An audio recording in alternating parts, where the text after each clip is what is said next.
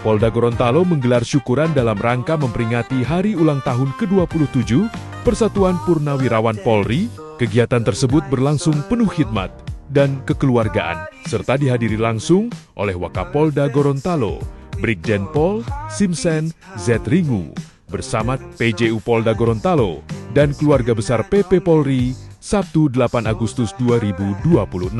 Syukuran tersebut menjadi momentum untuk mempererat tali silaturahmi antara personel Polri yang masih aktif berdinas dengan para purnawirawan. Kehadiran Wakapolda juga menjadi bentuk penghormatan dan apresiasi atas dedikasi panjang para senior yang telah mengabdikan diri kepada institusi, Polri, dan masyarakat.